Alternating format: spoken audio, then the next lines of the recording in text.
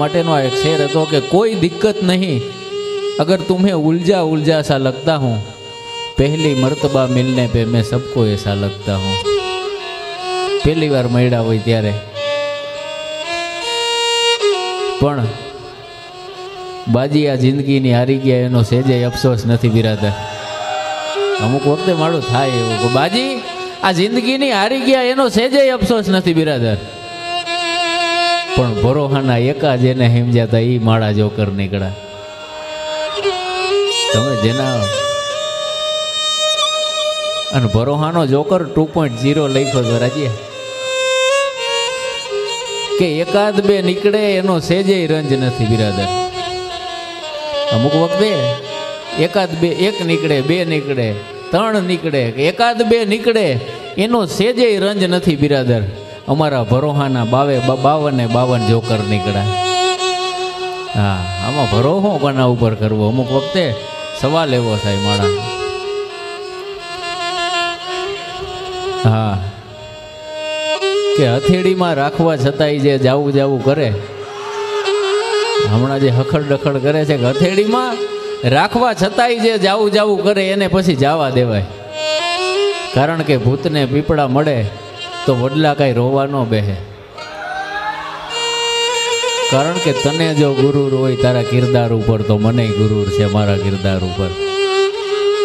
અમુક માણસને અહમ હોય ને એને પોતા પણ હોય એમ કે મારા જેવું કોઈ નથી, કે સાંભળ તને જો ગુરુર હોય તારા કિરદાર ઉપર તો મને ગુરુર છે મારા કિરદાર ઉપર, કે કોઈ તારા જેવું નથી ને તો કોઈ મારા જેવું નથી। हम वो नगमा है जिसे हर साज पे गाया नहीं जाता। अमुक वक्ते माणा पोताने हाचवी अने राख्यो होय एम, खुदनी हिफाजत करवी ने एनाथी मोटी प्रेमनी एकेय प्रतीति ज नथी, पण सपनाओ माणसने क्यांथी क्यां पहोंचाडी दे। मारी जिंदगीनुं पहेलुं रेकॉर्डिंग जई मैं कर्युं, पहेली वखत हूँ जई स्टुडियोमां गयो त्यां हरजीवन भाई हता, ए वायलिનમાં मारी हारे हता। આજથી 5-1 વર્ષ પહેલાની વાત છે, અને સ્ટુડિયોમાં જઈ અને એને પહેલો જ સવાલ કર્યો હતો કે તમે ક્યાંથી બોલશો, એટલે બોલવામાં 2 કાડી 3 કાડી એમ સેટ કરવાની હોય, અને મેં ત્યાં જવાબ દીધો હતો કે કાનો મામો આવે ત્યાં ખબર પડે, મને નથી ખબર હું ક્યાંથી બોલું છું। મને તેદુની આજ સુધી મને એ નથી ખબર હું ક્યાંથી બોલું છું, પણ હાચ વાટીને કોઈક પૂછે ને ક્યાંથી બોલું તો એનો જવાબ છે મારી પાસે હું અહીંથી બોલું છું એમ, એટલે અહીં સુધી પહોંચે। કારણ કે introduction is not necessary for the some brand, some things are just name is enough બિરાદર। અમુક નામ કાફી હોય, ઓળખાણની જરૂર તો ઓળા હોય એને હોય, માણસ તો ઊભો હોય ત્યાં ખબર પડી જાય કાનામાં ત્રેવડ કેટલી, કે હરિયલ ઘરે ને હોય જેના ફરિયામાં કુંજરડા ફરે। માણા કોને કહેવાય? માણા કેવો હોય? હરિયલ ઘેરે ન હોય જેના ફરિયામાં કુંજરડા ફરે, પછી એને વયની વાટું ન હોય કહેર બચા ને કાગડા, એ તો અહીંયા ઊભો હોય તો ખબર પડી જાય। કારણ કે જેની થાળીમાં કંઈક ધરાઈ સિંહની જાત, બુઢો થાય હાવજ છે ને, હાવજ બુઢો થાય બિચારો કોઈ દી ન થાય। હા, કારણ કે સોમાન તો હોય ને, મારી લખેલી એક લાઈન હતી કે હાથી ન જડે તો હાલીને વયું જવાનું હોય। અમુક માણા અમુક મોટા મોટાના પાણીની બોટલો લઈને રખડતા હોય ત્યાં આપણને એમ થાય કે ધિક્કાર છે, કે હાથી ન જડે તો હાલીને વયું જવાનું હોય, અંબાડીએ બેહવા કાંઈ મહાવતના ખોરે ન બેહવાનું હોય। એ તો ખાલી ખિસ્સા હોય તો ઉઘાડા પગ છે પણ મારા પોતાના છે, એ નશો તો હોવો જોઈએ ને, એ ખાલી છું પણ એ ખાલી પોઈ મારો પોતાનો જ, અને ઈ ગુમાન ઈ આનંદ ઈ તત્વો માણામાં કઈ આવે કે જઈએ માણા હાચ વાટી અને હામો આવે ત્યાં એક રંગો નહીં તું રંગ પલટીને આવ, એક રંગો નહીં તું રંગ પલટીને આવ, તને માનવ ઘડ્યો છે જરા હટીને આવ।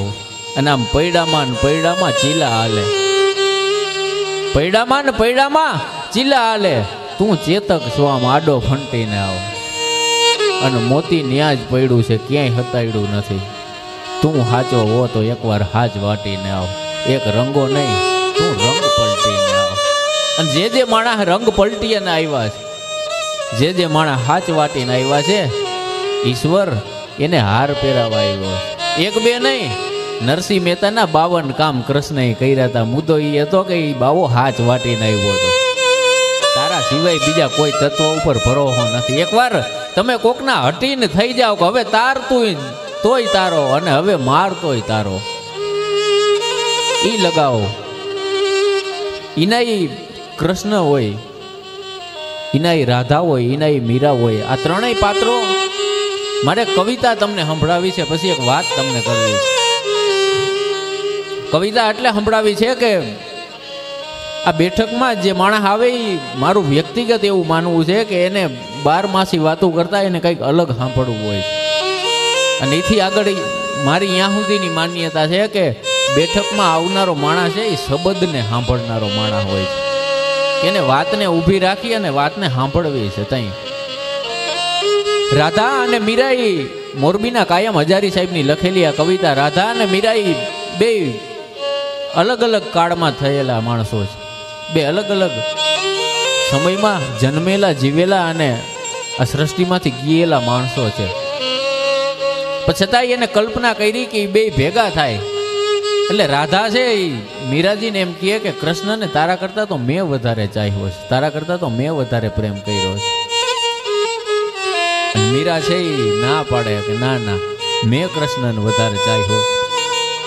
એ દલીલું બે વચ્ચે થાય ને કાયમ હજારી સાહેબે કવિતા લખી. ચિત્ર થાય કેવું કે રાધા અને મીરા મળી વૃંદાવનમાં એક સમય પર. એક પૂછે છે ક્યાં છે કાનો ને એક પૂછે છે ક્યાં છે માધવ.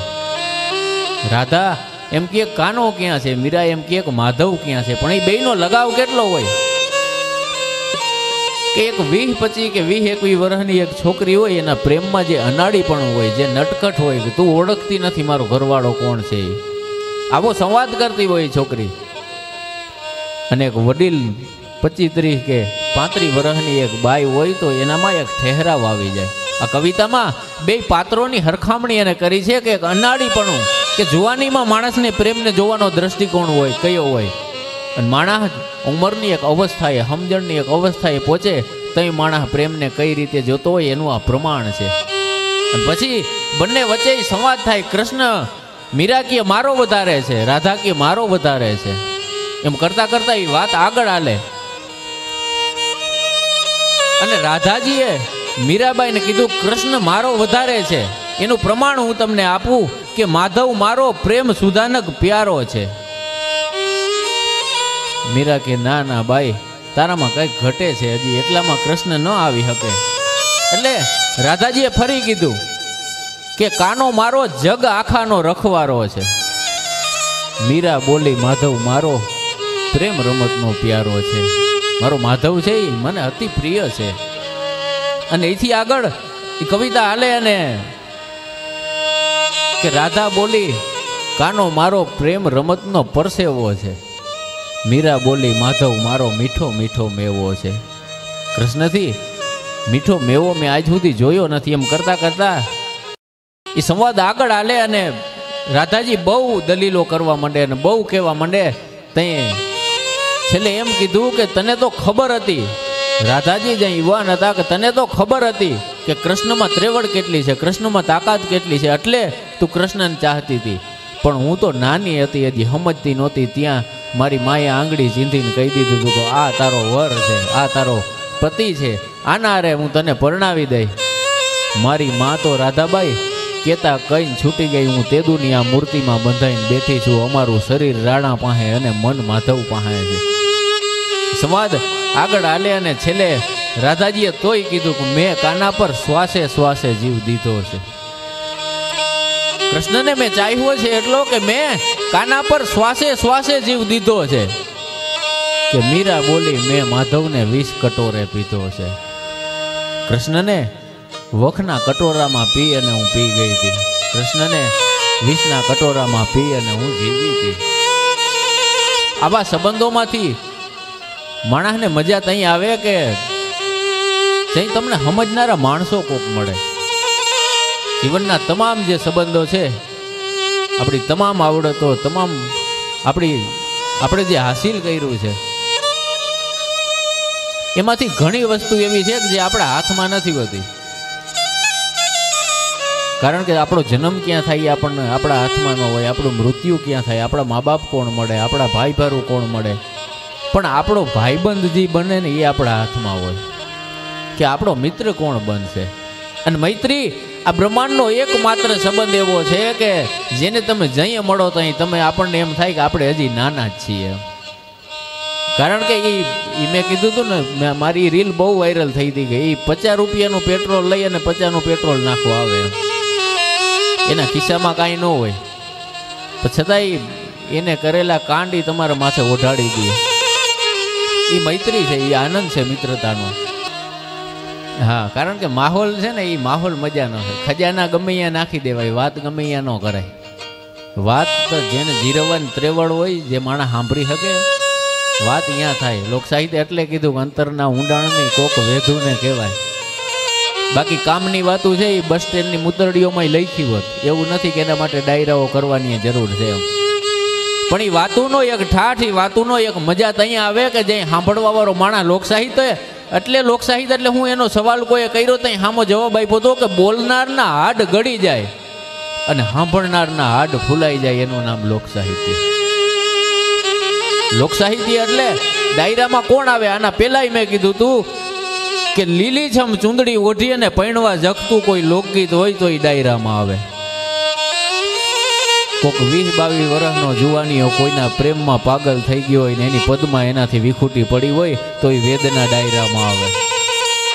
એકને એક દીકરો હોય જેના ભરોહે આખો જીવતર કાઢવાના ઓરતા હોય, એનું અકાળે અવસાન થાય તો એ માના મોઢેથી પછી નીકળેલા મરહિયા હોય એ ડાયરામાં આવે. પૂનમની ચંદ્રમામાં એના પ્રીતમને દેખવા ઝંખતો કોઈનો અઢળક લગાવ હોય તો એ ડાયરામાં આવે. હું હમણાં આવું, તું અહીંથી ડગ તો તને મારા ગળાના હમસે એમ ગઈ અને ગયા પછી એ ભરી મહેફિલમાં કોકનો અવાજ સંભળાય કે બાપુ એક બાઈ તણાઈ ગઈ. એ શબ્દ એ માણસના મોઢામાંથી છૂટે, સાંભળનારના કાનમાં પહોંચે અને ચારણનું મગજ કહી જાય તો એ ગાંડ પણ ડાયરામાં આવે. ડાયરામાં ગમે એ ન આવે. આ થોડા મુજરાઓના મંચ છે. ડાયરો તો એ તત્વ છે કે જે માણસ પોતાના ગજાના ઉપરવટ થઈ અને જીવી ગયા. પછી તો એ પોરહાએ ચારણને મનવા હાટું કેટલી વાતો કરી કે ચારણ તું માની જા, કારણ કે એ શબ્દ જ્યાં છૂટ્યો ચારણ છે એ પોતાના લુગડા ફાડવા મંડાણો, ગાંડો થઈ જવા મંડાણો, ઘણી દુઆ ગાવા માંડે, ઘણી ગીત ગાવા માંડે, ઘણી રોવા માંડે, ઘણી દાંત કાઢવા માંડે. પોરહાને બીક લાગવા માંડી કે મારા પાધરમાં મળવા ચારણ, મારાથી આનું દુઃખ જોવાતું નથી. એ ચારણ છે એને મનાવવા હાટું રાજા એને લોભામણી વાતો આપે કે ચારણ તું છાનો રહી જા, તને જે હીરા જવેરાત આપું કે ના બાપુ. કે ચારણ તું છાનો રહી જા, તને ગામગરા આપું કે ના બાપુ. કે ચારણ તું છાનો રહી જા, તને બીજી એવી ને એવી બાઈ આપું કે ના. અને પછી ચારણે જવાબ આપ્યો કે બાપા હું હતું એ હારી ગયો ને મારો ખજીનો બેઠો ખોય. તમે આપી અને આપશો હું મારું હતું એ હારી ગયો, આ ખજીનો બેઠો ખોય. હવે કામણ ગારું ને કોઈ પાથર તમાણે પોરહા. અહીં ઊભો હું એટલે રહ્યો તો કે મેં આવીને ઉતારા કર્યા તારું જબર વસિયલ જોઈ. હું હાવ એમને નતો રહ્યો કે આવી અને મેં ઉતારા કર્યા તારું જબર વસિયલ જોઈ. હવે કામણ ગારું ને કોઈ પાથર તમાણે પોરહા. કારણ કે જળહળતી લાગી હોય લાય એ પાણીથી ઓલવાઈ જાય. આ દુનિયાની ગમે અહીંયા આગ લાગી હોય એને માથે તમે પાણી નાખો એટલે એ ઓલવાઈ જાય. કે જળહળતી ને લાગી હોય લાય એ પાણીથી ઓલવાઈ જાય, પણ પાણી તે લગાડી લાય હવે ઓલવી જ નહીં ઓલવાય. કારણ કે રતન હતી મારી આંખનું રતન. ચારણને પછી કલ્પાંત થયો કે ઈ રતન હતી મારી આંખનું રતન, એનું કરીને હૈકો જતન. ચારણને સંદેશ છે મારો કે તમે રાખજો રતન પાર. એવા રતન જો તમને કોક જડી ગયા હોય, એવું રતન જો તમારી પાસે હોય, કારણ કે રતન હશે તો પછી પાક છે રતન. ધરાવીને ધાનનો નીપજે દુઆનું પ્રમાણ અહીંયા આપ્યું છે કે હશે રતન હશે તો પાક છે રતન, એનું નામ રહે આ વતન. ચારણને સંદેશ છે મારો કે તમે રાખજો રતન પાસ. કારણ કે લોકસાહિત્ય એમ કીધું કે ધરાવીને ધાનનો નીપજે અને કુડવીણ માળું ન હોય ઓઢાગર જેસલ જખરો નીપજે કે જેની માં ઓથલ